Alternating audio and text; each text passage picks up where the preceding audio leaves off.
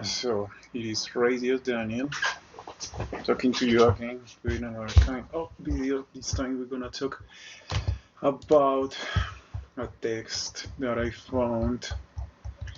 It's from a philosopher. She's called Alenka Supancic. Supancic. Alenka Supancic. Alenka Supancic. So I never heard about her. Most likely just going, she's a Slovenian philosopher focused on psychoanalysis and continental philosophy. So I read a contribution from her called Paranoid Power, and I want to do some reflections on it and talking about my situation, as you can call it, one of the target individuals, or let's say, as I speak my speech, I shut down precisely because the Neuroweapons doesn't allow me to speak, and this will become evident in the future. So, well, this kind of,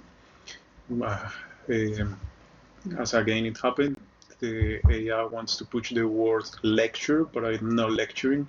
I'm just leaving a kind of precedent for the future. So, because this eventually will be the code in the future, as there are many electromagnetic means and in the world recording the waves that eventually are affecting me at the moment, for which in the future the technology will allow to prove that what I'm saying is truth. Now, I want to talk about this Alenka Supancic Paranoid Power text, because it comes to be very important, related to what is mental illness, power, and other concepts that are relevant nowadays and related with my case as a victim of Neuroweapons. So, well, she makes one important argument. I will start from the most important, that is that people who are the most powerful are eventually the most afraid, the weakest ones, the ones that walk in eggshells the most, the ones who are the most paranoid.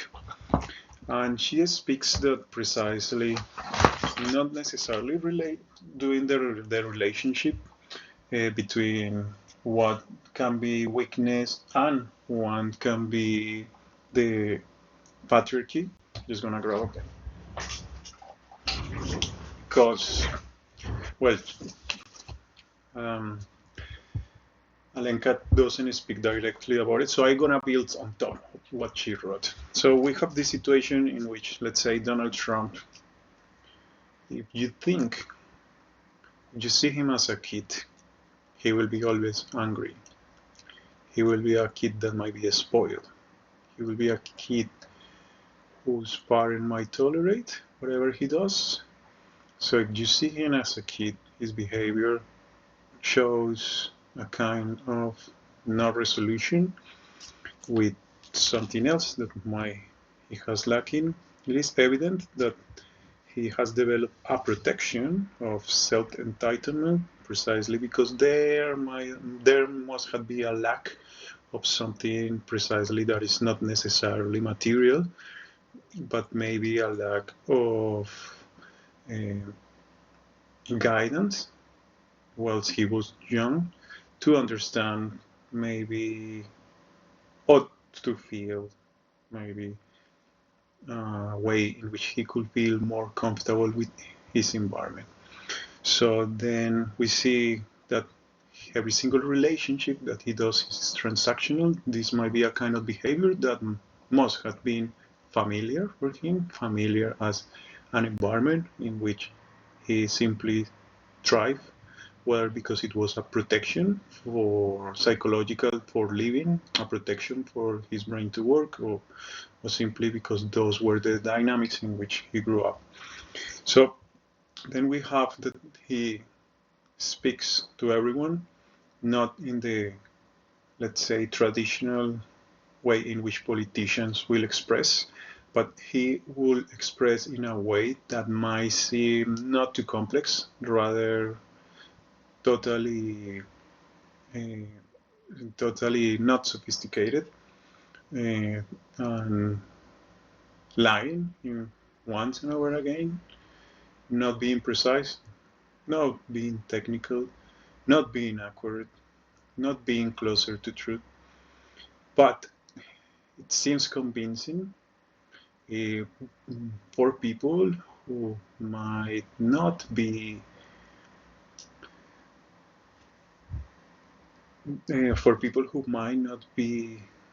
aware of precisely the repetition of the maybe maternal or paternal figures of narcissist traits that will lead to see a familiar figure being entitled, being kind of secure, convinced, self-gaslighting, and believing his own lies and convincing others, guiding them only through speech without maybe just an objective that is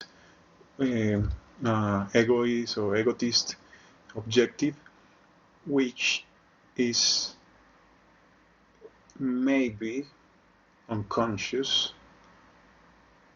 but definitely is not conscious as seeing the other as part of a better future, but rather seeing the other as an extension that can be manipulable or can be manipulated, an extension in which as long as that extension works, then the extension will be useful. Once the extension is not there for me, then it won't be useful anymore. It can be discarded.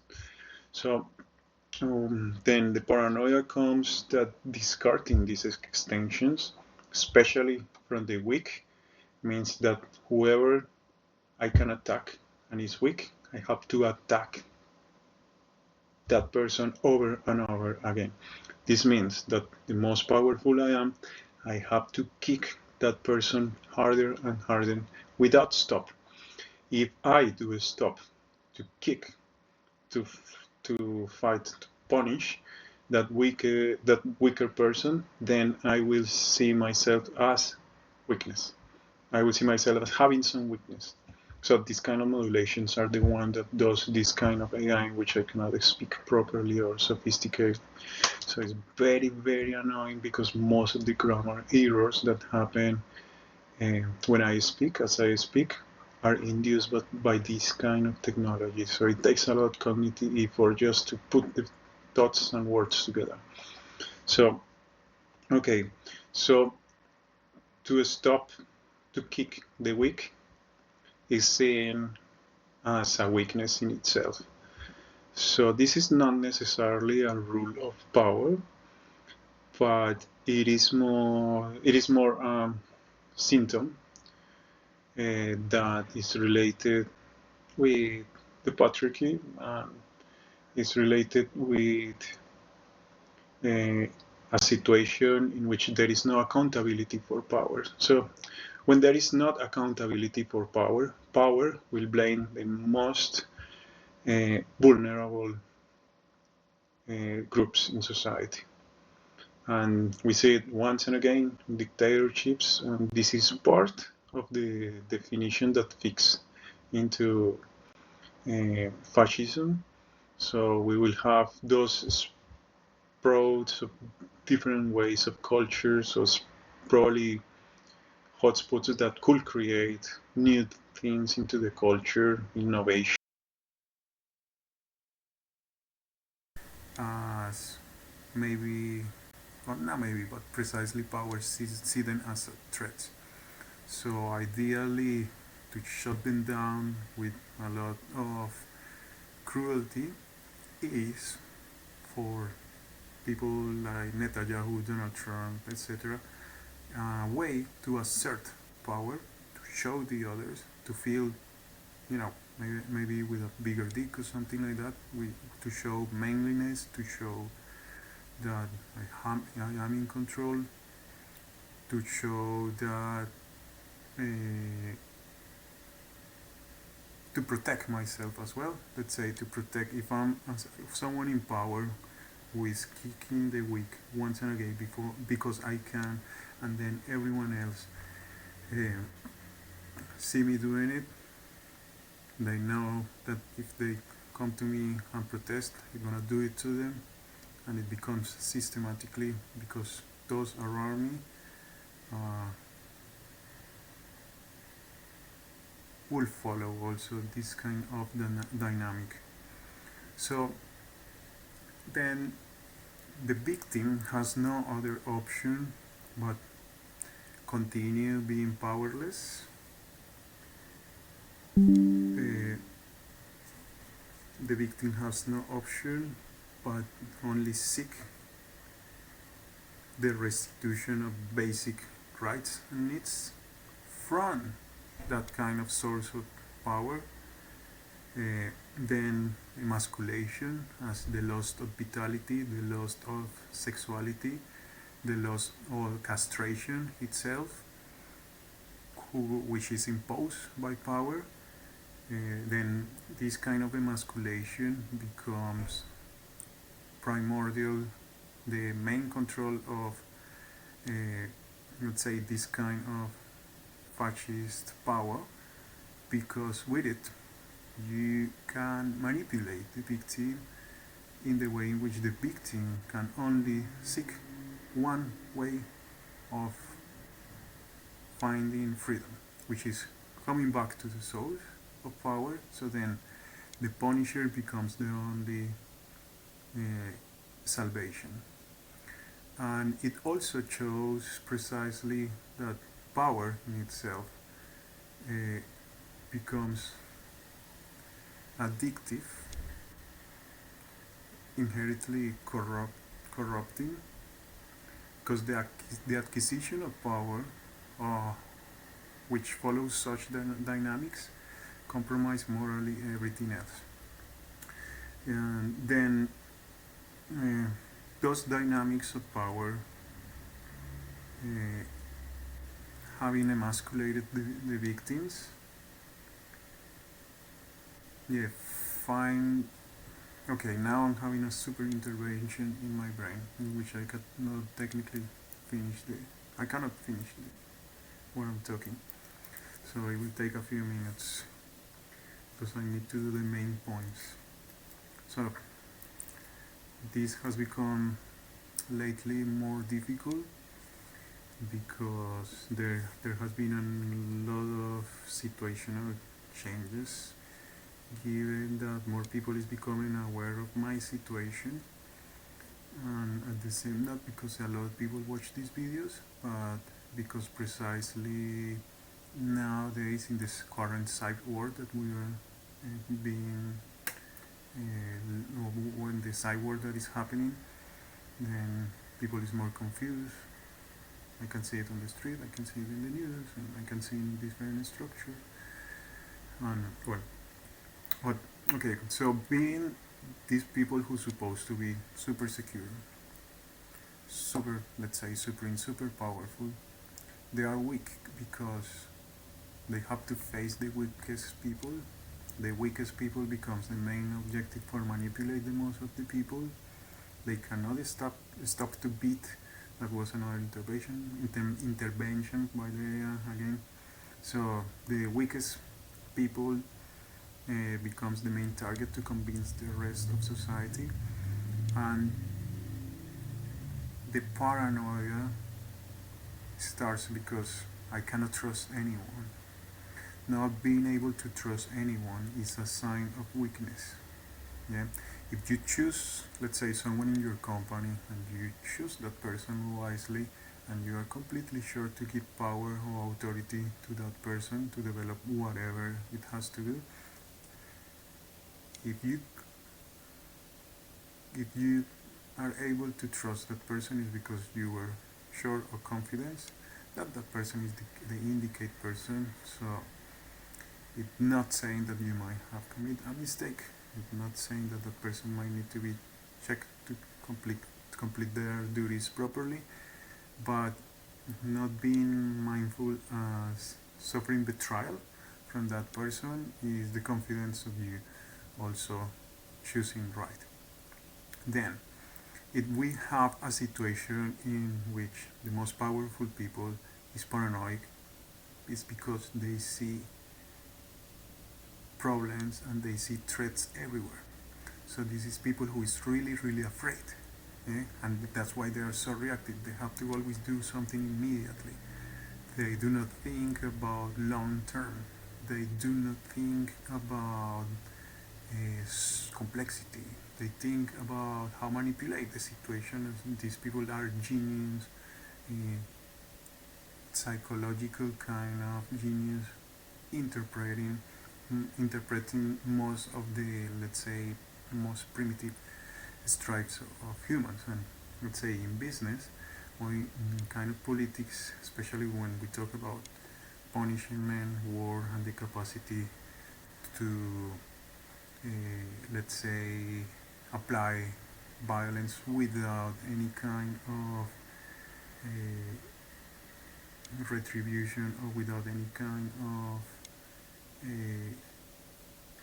let's say, payback, or let's say apply violence without accountability, applying violence without, or with knowing that you can go away with it, then this kind of people could simply put themselves in the mind of others so far that they could keep a system running under those dynamics. So then if a problem pops up, a way to hide that problem is to create a bigger one. And the weakness comes from precisely applying perhaps the definition of how should be a man, how should be a woman. As soon, let's say, as Trump took power, one of the first kind of bills that he passed was gender related, to define what is to be a woman. And this is kind of blaming a minority in society for most of the problems. We saw this during the Nazi regime, in which the Jewish were vilified, and we see also this kind of situation happening mainly in dictatorships and fascism. So I feel pretty much somehow identify as me being a minority in Australia. I applied for a refugee visa. Technically, my ex-girlfriend was given an aneurysm. My visa was rushed. I was put back in Australia and locked in a mental health hospital. And I also feel that the conventions of the UN for refugees were broken, which is the glue that keeps peace. Which, following the resolutions of the UN was created precisely after the Second World War to keep some kind of order. And it's seen as weakness not to be able to break those rules. Because if you can break those rules, let's say you are a violent person who show to the others that you can go beyond because you can break any rule, you have no restriction whatsoever in what you can do, is seen as a statement of power. But again, these people is weak, it's paranoid. They are afraid, let's say someone like me talking to them in public, because they cannot face anything rational.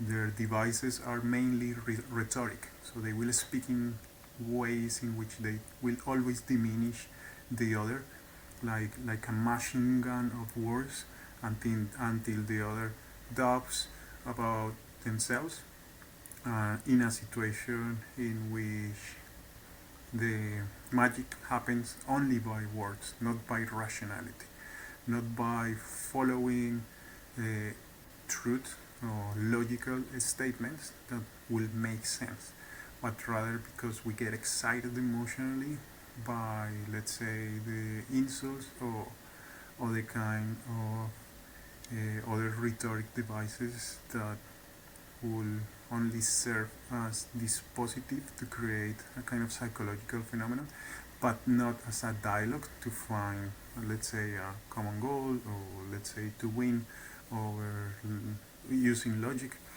etc. So the weakness also comes as using kind of problems and threats everywhere, uh, for which you will try to manipulate the biopower of others. You have to diminish them, you have to control their energy, you have to, when in my case, let's say the Neuroweapons, in which I was put in a mental health hospital, they can control your sexual arousal and your libido. They can control your energy. They can give you lethargy. As I say before in other videos, technically, because it's your neurological system, they can hijack any part of it. But again, I did nothing wrong. I'm not a criminal. There is no reason for which they could take me to court, and if they take me to court, they will lose in every single scenario, because simply they have no evidence, and if there is any evidence, it will be easy to battle back. For which maybe the creation of a gaslighting in which I project what I do. I know, as someone who will use these dynamics of power, then whatever I do and I use that will be extremely morally wrong, I will use it to attack the other. So it's an extreme hypocrisy, and it's a kind of extreme situation for which you will use a kind of ancient technique in which I will blame the others for what I do, just to keep the rhetoric going, because creating that kind of mirror is something super easy, but it's also so despicable, especially when you think in a more logical way. It's despicable as, let's say, as the kind of gaslighting and the kind of not complex way, and the kind of, let's say, manipulation technique, and the lack of sophistication make it so brute and so, let's say, as a weapon it becomes one of the greatest manifestations of stupidity as well. So that kind of situation is also necessary for the people in power. Not to feel better than the other, but to know that they can diminish the other. So these kind of people will never be satisfied with who they are, what they are, or how they are perceived, because this is pathological. So they don't feel that they are scaling up, let's say, their skills. They don't feel like they are developing more their relationships. They don't feel that they are discovering life more as an ascendant kind of way. They feel that they can push everyone down. In that way, they can mark a distance, and marking that distance asserts for them what is, let's say, maybe a temporal relief, because remember that these kind of people just do temporary stuff. It's just at the moment, it's mechanical. They try to recycle what people likes to hear so they can throw it back, but they are not guiding towards a goal. So this is the perils in which we are at the moment, and I have experienced them myself firsthand. So then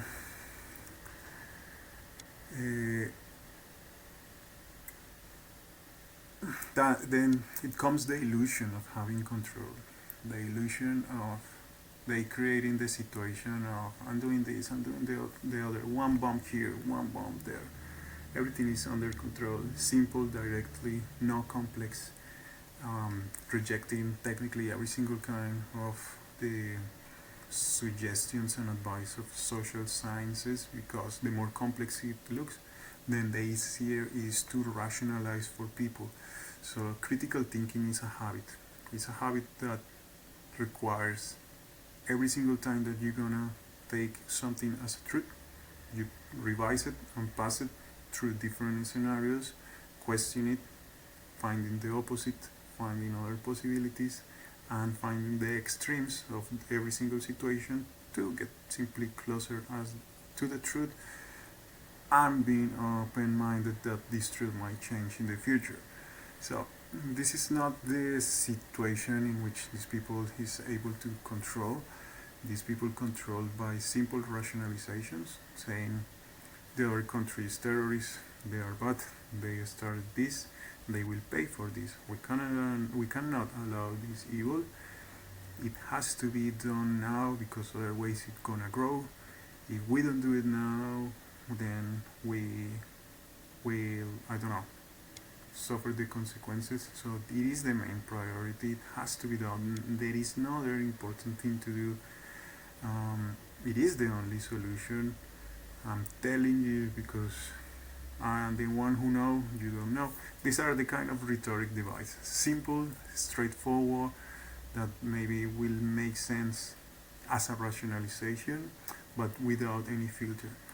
Then the control of these power narratives shape the public's information, the perception, and this in itself is the power to shape the perception of power. Then, if I can shape the perception of power, I can gain more power. If I tell you that you have to be manliness, you have to always be fighting, gaining more than the other, etc., in every single situation, then I can impose that in that way and I can go away with anything because I'm setting the rules of the game. Yeah, but precisely that's the human psychological exploit that is happening right now, and it has been magnified by technology. So then the display also of their vulnerabilities is to disarm any fucking potential enemy or opponent or contrincant or dissident as soon as they find it, because this is like putting handcuffs to every single kid. If you can do that, then you secure your place in a better way. So this is the kind of dynamics that will contain coercion and intimidation as a dynamic that maintains authority, and precisely this leads to dictatorships, creating isolation, brittle systems, etc., for which a brittle system has to, as it continues losing power, then it has to apply more violence. And we have seen that the United States is pushing their allies more every single time, putting tariffs, asking for more money to grow the defense military complex, to rearm, and at the same time steering waters from the other side, like creating threats, or yeah, let's say pointing to threats without explaining what are those threats. So this means that terrorism, perhaps, as I spoke before, in the experience that happens to me is that whilst I was doing about, well, the first time I experienced the remote electroshocks was about 2013, but in 2016 I was already experiencing full attack of these neuroweapons, and it felt that they want me to hurt society. They wanted to wake up violence against society, but a violence that it will be indiscriminated. So I don't follow the symbols in this society as, let's say, symbols that will define who I am, what I think, or what is a reality, but I see, or I try to see what is the truth behind everything. So let's say if for someone, let's say in the English tradition, you will find the color purple related to the royalty. I don't think the royalty invent that color. That color can be found in flowers like lavender, etc. So it's not for me a symbol. It's not the first thing that I see. I just see the mixture of red, blue, and that's it. So perhaps I have this book, just casualty is here. That's purple. I don't relate to anything that is related, let's say, with the English tradition. Yeah. My mind has nothing to do with it. But then symbols become a way in which minds can be manipulated, because if you manipulate language, then you can manipulate the perception of people. So when I start to hear voices, I start to notice which voices and how often they will appear. The voices now have become clear that they are AI. Also, after I study some IT, after been watching a lot of AI videos, but I knew about how neural networks work and how neural networks work even before deep learning appeared as a broad concept in society. So we are talking about 2008, 2009. So then when I start to hear the voices, I start to notice the patterns. I start to notice that they will try to push and trigger things. I start to notice that they will not tell me anything before I had fun. Nowadays, they technically say a lot of things about my life, but it correlates after I participate in a kind of research that was done in Swinburne University for schizophrenia. I participated there, and I was put through two really sophisticated scanners. One of them is a kind of a scanner, which I think is the only one, or maybe the second. There are two or one machines like that could scan the brain in the southern hemisphere. So after that happened, I started to have different other symptoms. And when I start, the symptoms were like more the information that the voices will say will start to relate to other kind of technically neural networks in my brain, thoughts, and so on. So the kind of enhanced interrogation that they are doing has become the state of the art. I do believe. I didn't say I do believe, but that's the kind of. It's not a Freudian sleep. This has nothing to do with what I think. I don't even know how is that, or how it will be taken by the other persons. But it feels that push with the technology. As I speak, I am always keep in mind every single 2, 3 seconds, 1 second, trying to stop this technology to say something else. So it means that this is not word salad. It means that also, in the future it's going to be a piece of cake to prove, because it's nothing really special. It's simply a neural path that is stimulated and has been already located and has been studied, and imagine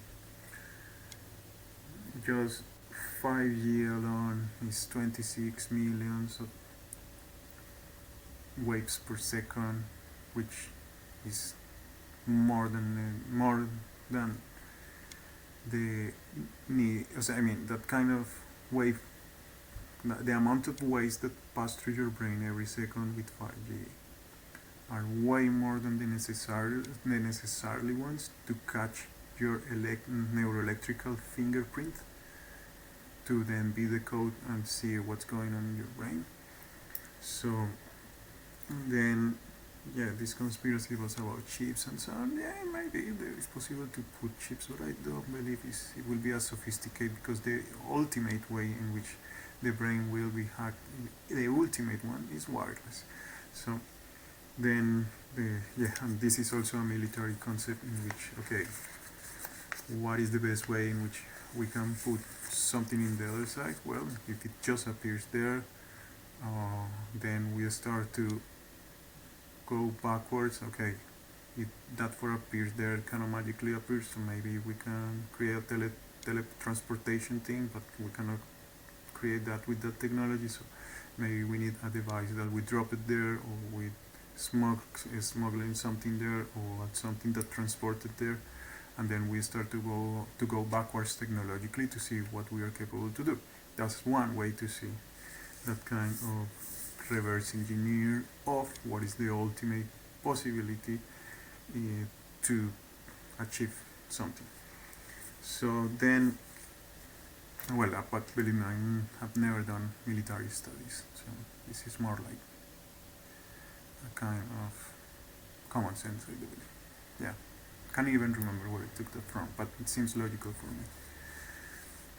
It's also an exercise for philosophers to think the extremes of certain situations, and even more if you study structures where certain dynamics, as dynamics being vectors, where they lead at the end.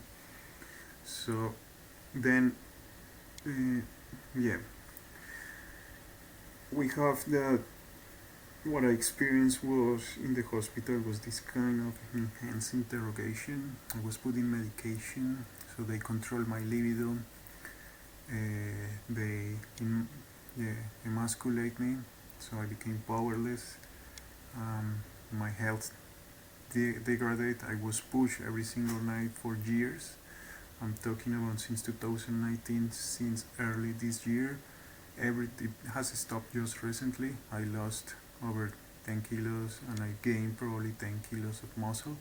So since between 2019 and the early 2025, I experienced mainly a lot of hunger, huge hunger every single night, and it will not stop unless I eat 3 pizzas or something like that, until I cannot put anything in my belly.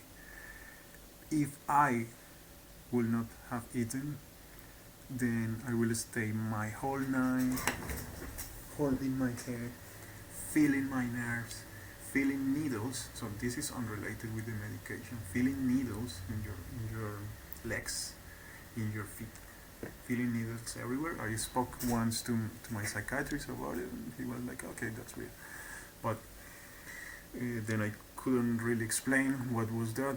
But yeah, I say to my psychiatrist that I was feeling breathlessness when I start to feel hungry. I was also telling him and describing that, for which he told me that, oh, never heard about it, but it will be every single night, and this can be done eventually with this kind of technology. And most likely this has been there since, I don't know, there is 1G, 2G, 3G. It is probably that it has been there since 1G, because it only is about the computer power. It's not about the wave, because to stimulate an electrical system in your body, you need, apparently, it's a frequency of half hertz. You will need only a tiny amount, and the more precise it becomes, the tinier the kind of frequency, not necessarily the energy, but if you play with the 3 qualities of the electromagnetic wave, then the more precise you could be with it, the more precise is the stimulus. So you don't have to stimulate an area, but you could also change a precise part of a cell, perhaps, or stimulate a precise, let's say, kind of gland, or a precise, any other kind of organelle in your body. So then, I felt that I was drowsy because of the medication. It will be difficult to think, not just because you will have the interventions of the technology itself, but you will have also to deal with the consequences of the medication, and you will have to deal with the stigma of having schizophrenia. You will have to deal with the let's say at this stage we are talking about maybe the usage of this technology for false positives of potential terrorists, because to be in the list of terrorism, you don't to be in the list of suspects of terrorism, you don't have to be a terrorist. You just have someone has to put you in the list for suspicion. So it's a way also in which, let's say, being United States the country who has decided terrorism as the leading doctrine of the West in itself, then could serve as a way in which anyone or anything can be attacked for suspicion. This is written by Henry Kissinger in his book The New World Order. He speaks, let's see if that book is around, he speaks about terrorism as being the main doctrine of the West. I'm gonna pull out the book, just one second.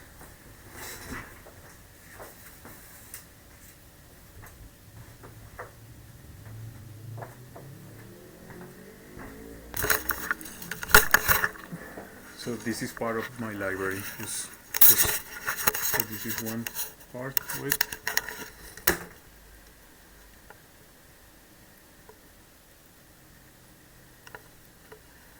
We have some books here, some books there.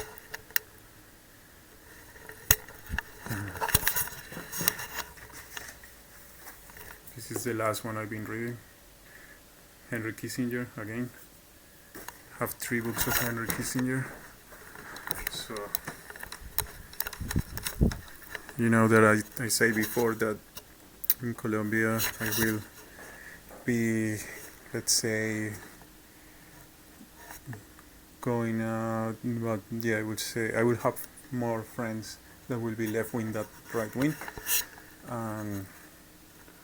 Yeah, nowadays I read more. Well, at that time I used to not even read anything left wing. Maybe I started to read Marx when I was 16 or something like that, but nowadays as a good social scientist, you should read both sides always.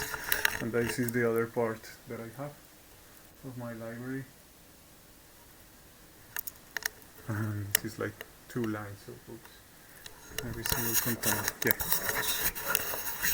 So have no much time to read nowadays because they start to attack me with this kind of technology, and because since the next day after Donald Trump was elected, the voices came back, and after the attack on Lebanon, then again the voices intensify, not because I was worried, but it's because these AI collides precisely with that strategy we are trying to develop. And me being someone who was not the person that they could have control to do terrorist attacks, because I knew psychoanalysis, I'm conscious, and I also read Erich Fromm, which is a framework that is called radical humanism, in which humans can thrive, not necessarily because it's radical as violent, but precisely because it's the ideal kind of Um, the idea, let's say, kind of not doctrine or ideology, but ideally the set of limits in which humans could explore what is to be humans, whilst not going to extremes, whilst also through time being able to evolve the concept of what is to be human and explore the limits of being human, etc. Is a framework. It's more a relational framework in which you will relate with other humans. So for me, it's extremely sad that I cannot relate with other humans because I'm in isolation. Yeah? All the people who I interact with every day is only support workers, and this is a transactional relationship. I've been told, oh, you're not my friend, or this is just work. And this is sad. Honestly, it's more like a kind of situation in which one of the most conscious minds, Pacific ones, which potentially could help to create hope. And yes, I dedicate great part of my life always thinking to how this situation could be solved and studying things that I don't like precisely because I want them to be better. Because I assume this thing, if my goal is this and I have to learn something that I don't like, I do it with love because it will get me closer to my goal. But being detached from humanity, literally not being able to talk directly to other people, not being able to solve this kind of confusion for everyone who helped them, because it seems that the relationships, the oaths, the norms, the ego and what we want to project to others is more important than for the individual that has been individualized, and not for the individual to have found its individuality as their own development as a human, trying to find what is the condition to be human before we die, and trying to find a transcendental life in which we assume the challenge to find the answers as why we're here, why we live. Then not being able to, let's say, have these kind of conversations, the relationship in which you connect with people not because they are part of your family, but simply because we are all humans, we share, and there are not other more important things that could divide us, but because they are the things that connect us are more important. Yeah, not finding this kind of situation is deeply alienating from the others, alienating from life, alienating from love. And this is technically one of the doctrines of capitalism. So the doctrines of capitalism, for which I'm afraid also that in the future they will be propaganda about myself, is that they will take maybe symbols or things about my style of life to be summed up. That's another Freudian sleep that is induced and generated, it's not me. So this is a kind of situation in which my life is subsumed, is captured, hijacked, internalizing the system and putting it in a lower category. So this subsumption in which whatever is outside capitalism is consumed and then put in a lower category allows, in my case, the propagation of the repetition of the system, for which propaganda, I'm afraid, could be happening without my consent, etc. So that's one of the situations, because I never considered to have this technology. Instead, I'm gonna be, if this technology doesn't come public, then power gonna gain more power, in 100 years because it was kept hidden, then uh, is the dream of every single person in power, every single dictator, because as it's kept hidden, then the technology evolves in another way in which anything that is more sophisticated than this, being this already outdated, will become hidden. Because if we reveal anything on top of this technology, then it means that cannot be revealed. So we can build secrecy upon this technology forever. And the longer we go through history, through time, then the dissociation between truth and reality will be even greater. So I'm not against the creation of necessarily illusions, but that might be even go beyond what will be called technological feudalism or techno-feudalism. Why? Because we are talking about this enhanced interrogation in which I have thousands of voices per day, but remember, the voices were not there for a while and then suddenly came back after the political situation changed in the United States.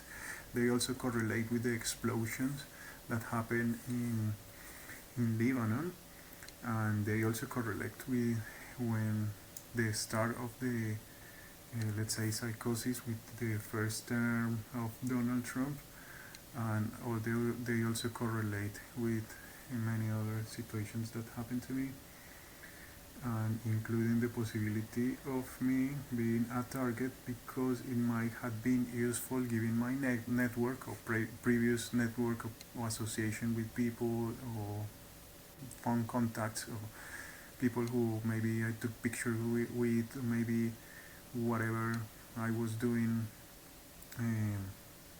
at that time, then statistically it might have been convenient maybe for a political agenda. But I always believe in democracy. I always exert my freedom of politics, freedom of speech, and what they are doing is technically criminal in the sense that I do believe if it continues to be done and it's not released, then we're gonna set a precedent again to build upon an example for others to follow, get used to, and replicate, and know after it happens to their kids, not necessarily because it will happen the same, but maybe similar stuff. Because as technology progress right now, let's say it feels that because say that this is AI powered, then it means that the AI as a recurrent strategy is already defining what could be my future. And let's say if I have a son, my son will have already a certain kind of data that has been produced for myself, his her mom, and this kind of data will define a lot of how this new being will be perceived in society. And as this being grows, then the data generated will also be evaluated with the automatization, AI, and overproduction to predetermine what will be the future of this person. And every time as we go generation after generation, year after year, we will find that as soon as a person is born, we're gonna lose one of the human features, that is possibility. We are born with every single kind of possibility, and instead we're gonna have a percentage of assurance of follow certain path that will be our fixed kind of destiny or doom. Yeah. So then if I have a kid, this kid might have 50% of assurance that their destiny will be this. We go through let's say few decades in the future, then it won't be 50% for each citizen, it will be 75. and then in 3 decades we will have that is 90%, because this unconscious replication of dynamics that are driven by fear, weakness, paranoia from the top end up in a system that is created by irrational strives using the state of the art technology that are to control by again fear, greed, irrational strives the rest of society. As this technology is perfected and refined, then we find that it's more difficult to break away from this kind of set of rules. But there is also the negation of we seeking pleasure from small things. There is also the negation of we humans finding let's pleasure in consciousness. The negation of the attraction of humans towards consciousness is precisely a symptom of the system. But you seek consciousness and you are a billionaire, you are very likely to say, oh fuck, I don't have to do this. I will leave my company and I will buy a humble house, have a nice garden, and live with my family because this is all I need to be happy. And that's what happens, that the system itself is not adapted for the human needs. And since the system itself is now refined by AI gonna make the dynamics of the system more precise, more micromanaged, more individualized, and in the long term will means that the human race will be controlled as a resource. So since I say, let's say, fields that they can see through my nerve, visual nerve, my auditive nerve, most of my brain, I don't know if this is the state of the art technology, or because it seems to be next to the developments that I see in AI in the United States companies. So then it means that from my point of view, right, let's say it's difficult to say to you that I have consciousness because you cannot see my consciousness, etc. It's the same kind of philosophical conundrum of proving if I'm conscious, which is established kind of philosophical problem. But since I cannot prove this, that what happens to me, I tell you that in my perspective this is happening, and you can take that as my word and the assurance that it is for the future.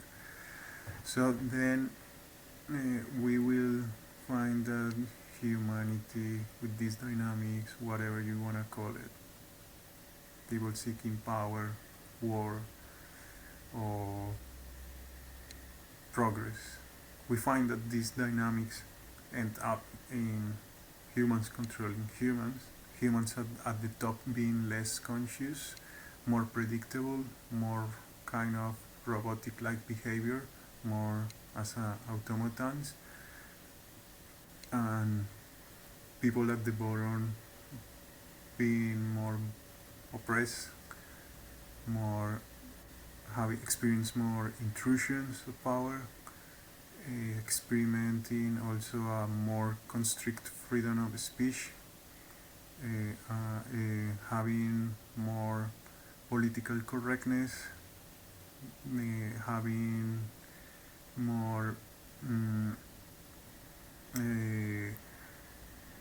fear, more social norms, more social conventions,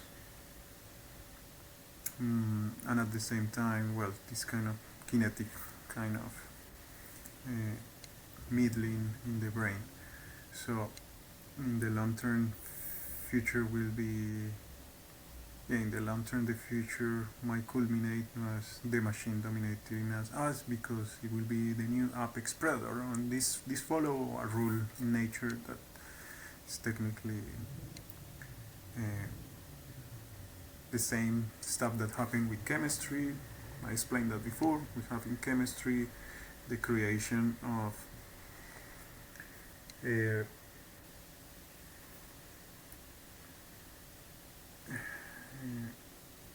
amino acids that then form proteins. Then the proteins start to interact with other proteins, creating machines that move and process kind of chemicals. And these movements start to create microorganisms. These microorganisms become at the beginning unicellular, then they start to live one into the other, just as humans are doing with AI, in which they start not necessarily to cooperate, but then become multicellular organisms, and these multicellular organisms become more complex, creating things like plankton, plants, and this is the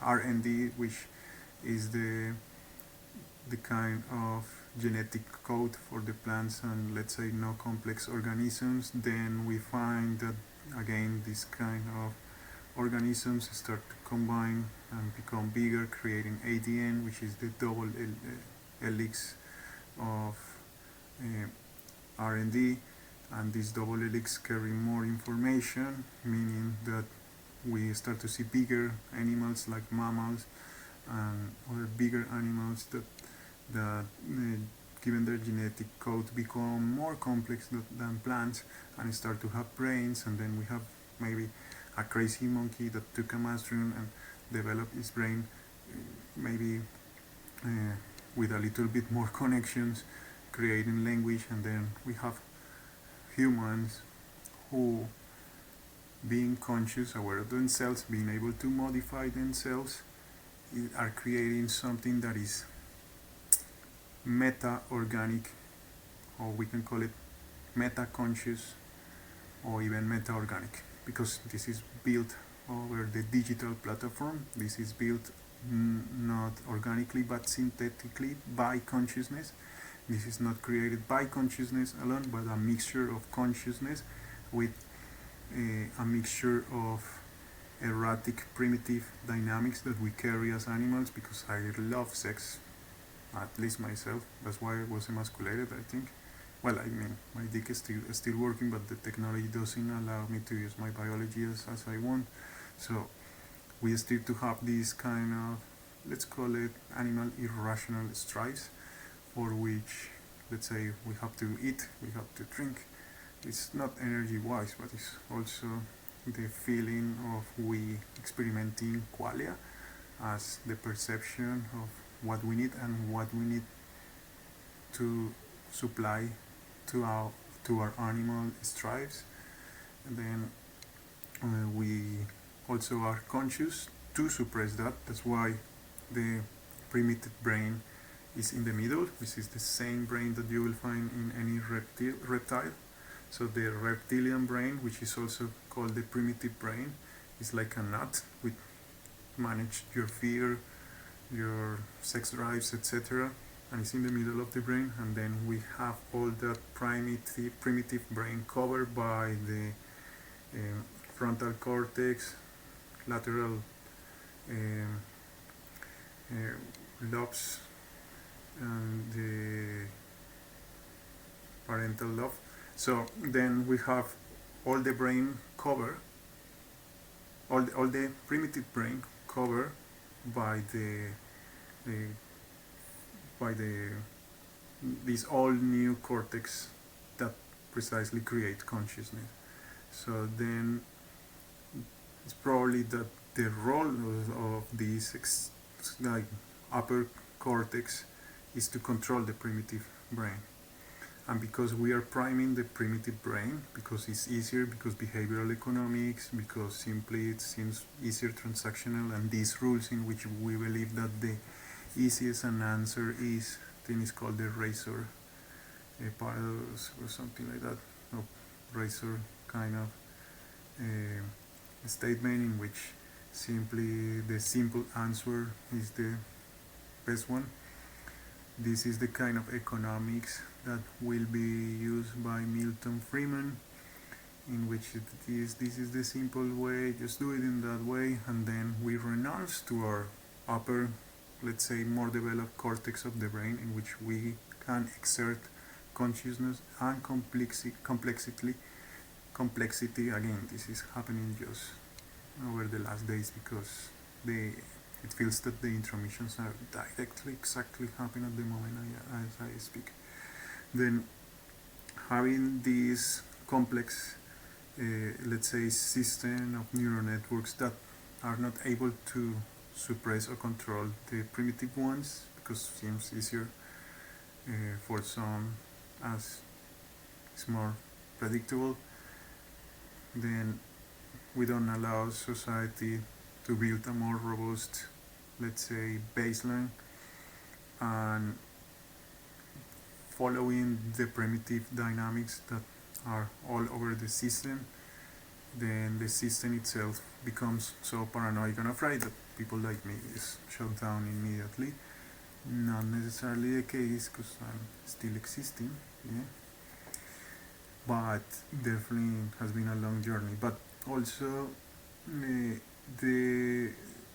well, I just lost my line of thought because we are talking about many things here. But the dynamic seems to be primitive, using one of the most powerful machines, which eventually will be given birth to a new kind of consciousness that eventually is a computer. Because if you think what is this AR race, the AR race between United States, Europe, China, whatever are the countries that are right now into it, leads to only one thing. First, to develop AR, there is no end in which you could say this is the ultimate way in which we're gonna develop AR. If you want to create a drink for humans, let's say I start a company, I cannot create a drink that will be one bottle of 5 liters, yeah? Because no human will drink that straight away. So I have to find something that will fill enough an average of most of the people's stomach. Also find the sweet spot of between what is sour, sweetness, refreshment, I don't know, anything like that. Find something that make it addictive, etc. And find the average in which I will accommodate to the human, because the human is the target for selling that kind of drink. But if the goal, let's say, of the AR race, then it's a race, it's a competition in which the track has no end. Because conscious is unlimited.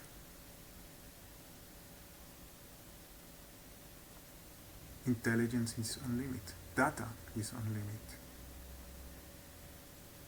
So the science that can develop these computing processing can be unlimited as we discover more materials and more ways in which we can create computational ways. Yeah. So then the race, the AR race, is a dispositive in itself. It's like we are in a competition, guys. We are in a race. Let's collaborate. Put some effort in it.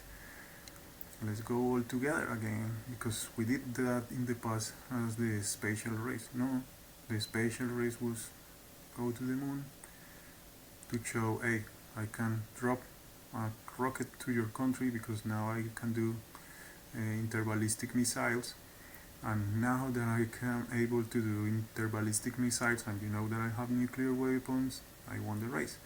But to win the AR race means that there must be a machine capable of controlling every single AR, every single digital system.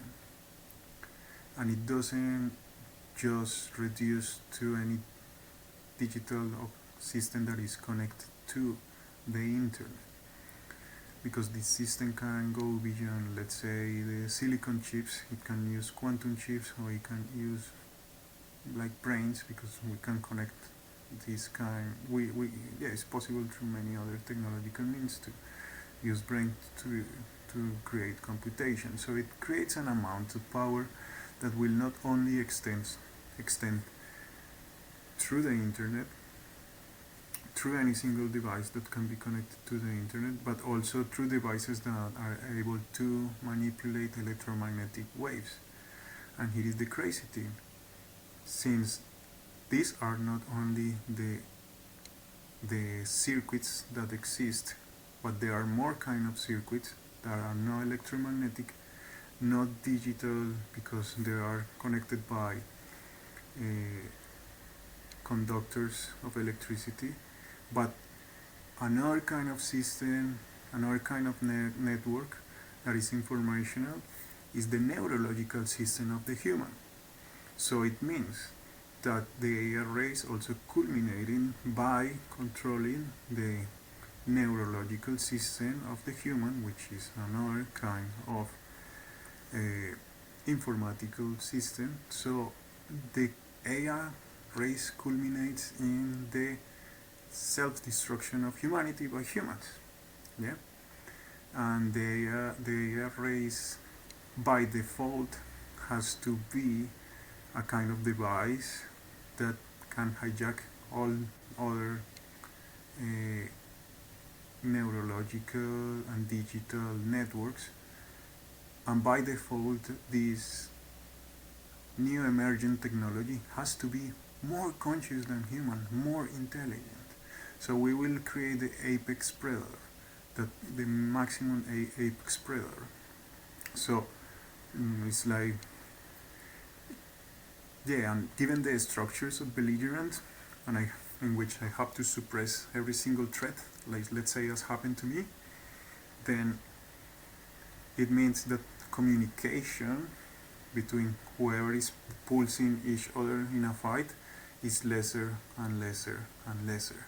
Then I'm a kind of balance, say the voices of the programmer, but this balance in itself won't save humanity. The framework that I proposed is way better, because we need to start with a framework that is human based, otherwise we're gonna kill each other. Simple as that.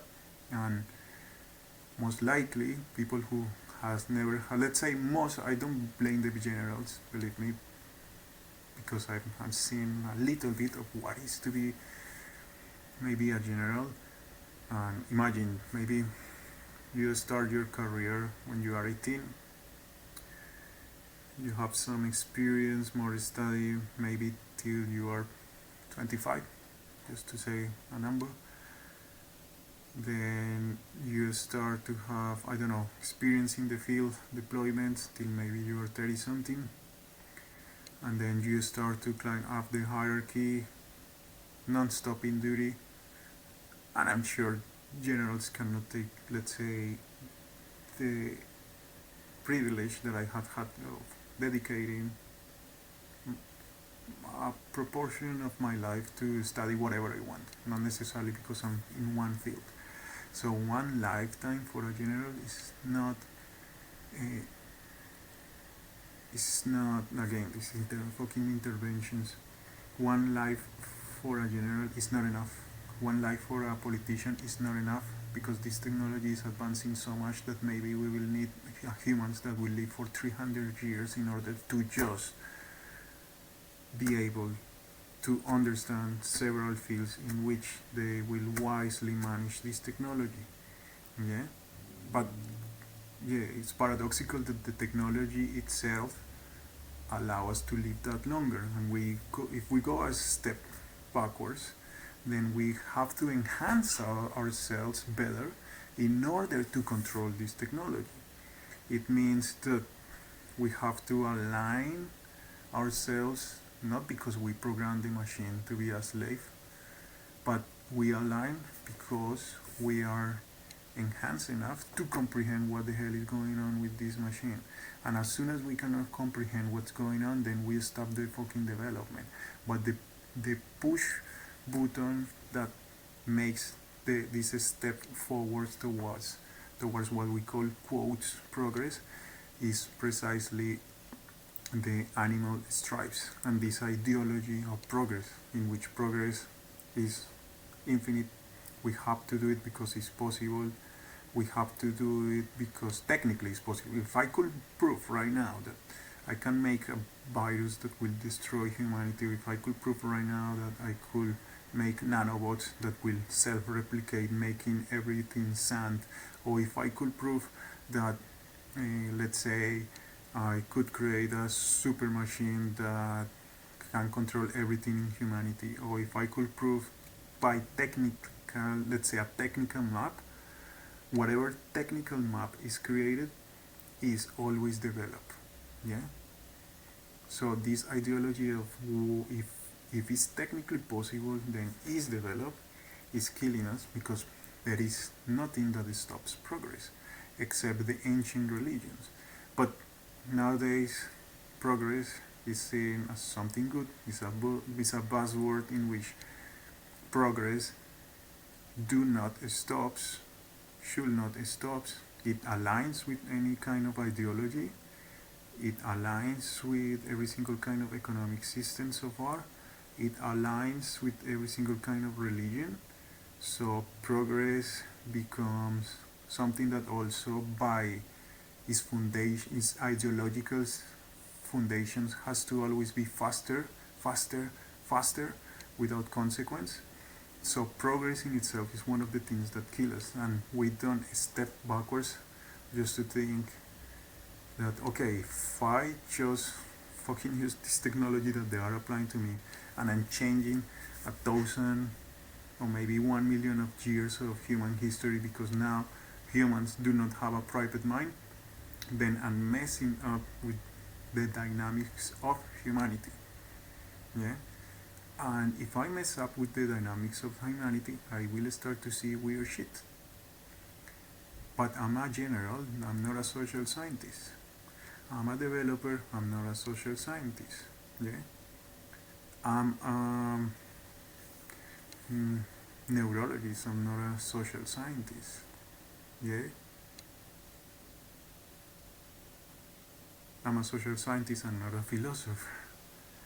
I'm an economic behavior scientist, not a philosopher, a social, etc. So then, because of specialization as well as one of the, let's say, desirable qualities of professionalism, do not value us before, let's say, someone who will have several fields. Try to at least dominate several fields. Then priming that kind of prestige in Western civilization also create a situation in which asymmetric information is hindered between humans. Yeah. So these behavioral dynamics in which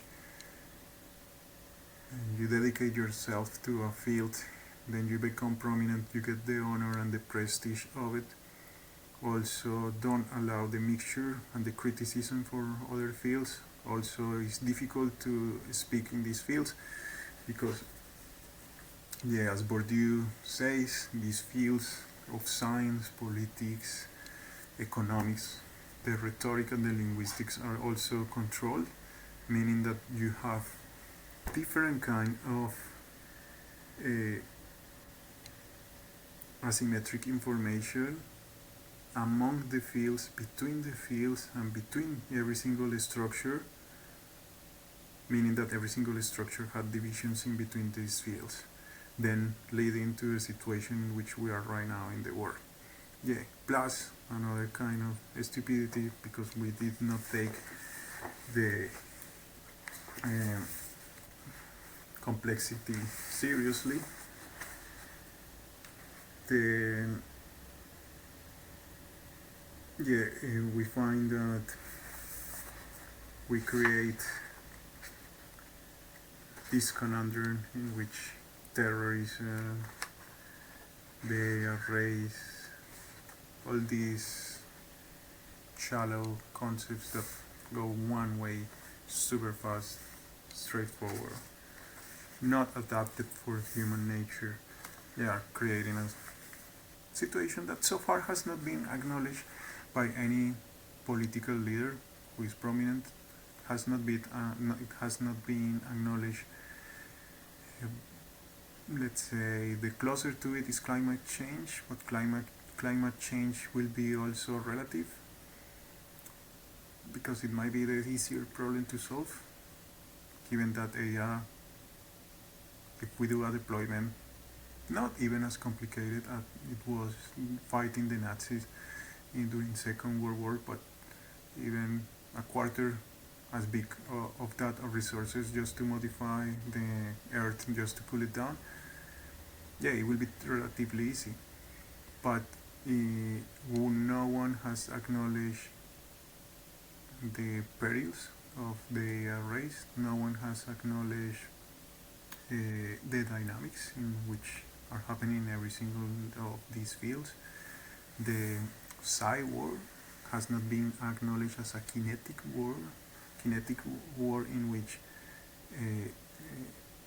is kinetic because the psychology is directly affected in the brain. Yeah, so it's not psychological. It's a kind of cold war that is simply kinetic because its means of war cannot be proved but by most of the population. Yeah, so yeah, I just extend a little bit, but I wanted to find the phrase in Henry Kissinger's book that is related with the terrorism. Yeah.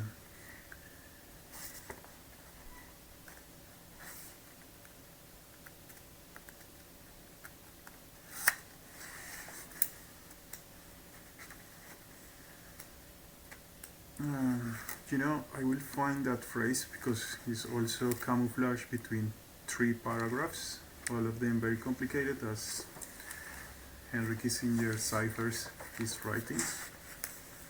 So I will try to find first the phrase and then come back to explaining in another video. I usually try to make the videos only 1 hour, but I thought today I had to extend because it is important. Okay, see ya.